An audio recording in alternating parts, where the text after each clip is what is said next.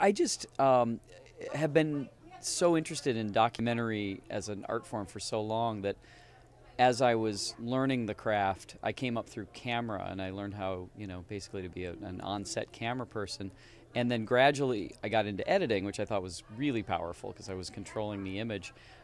Started writing and doing a little bit of directing and producing, and I'm finding that I really like to help films that I really believe in to get as far as they possibly can. And this film really, really struck me as something special. So I wanted to come on as both an editor to help shape the story and as a producer that could help get the film where it needed to be.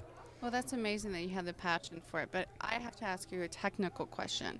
How much editing did you have to do for this, if you don't mind? Fortunately, I was one of several very talented people who were editing as we went along. The co-director, Jessica and Todd, and Todd, who shot the film as well, they were working on so much of the day-to-day editing, and I would be able to come in and see what they had done, and we would have these great meetings where we would just talk about, what's working, what's not working, what should we move earlier, move later, and fortunately they were really hardworking. They got so much done, and it made my job really easy when I would come in and I would be able to just have really good conversations about this film's getting great for these reasons, and here's what we need to do to make it even better.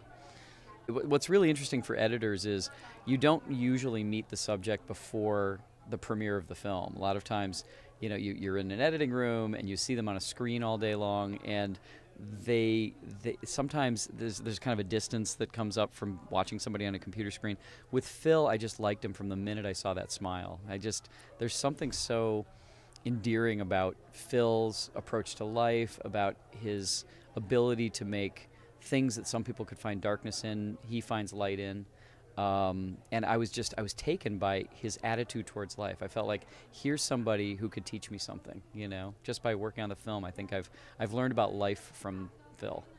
No, really. that's amazing. But in terms of scenes that really got me, I mean, the moment with Phil's dog and everybody in the theater melts when the dog scene happens. And I don't want to say too much. I think when Phil first makes it to Spain, is a stand-up and cheer moment. And I've told people this, at South by Southwest when we premiered, there's only twice in my entire career when I've heard applause in the middle of a documentary. One time was in 20 Feet from Stardom when we talked about how the Gimme Shelter song was recorded. The other time was in the middle of Phil's Camino.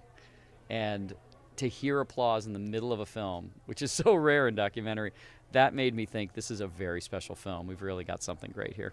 Well, congratulations. Now, because you do wear multiple hats, I would be remiss if I didn't bring up the fact that you did an Obama.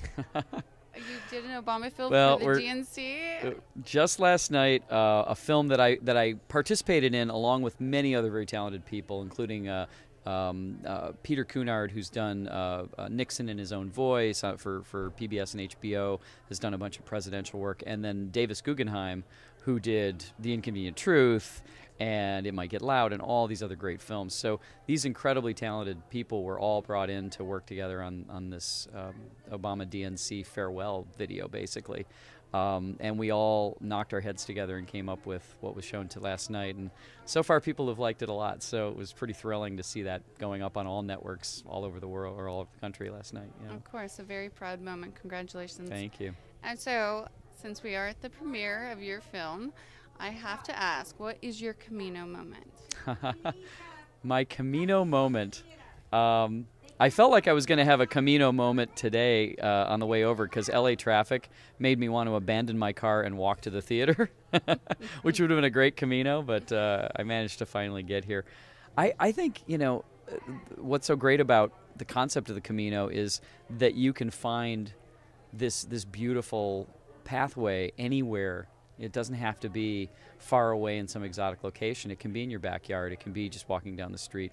Could be just, walking your dog around the block. And I think there's a big lesson to learn from that you should appreciate every step you take, really. Well, thank you for sharing your thoughts, and congratulations on the film. Thank you. Thank you very much. Yeah, we're excited.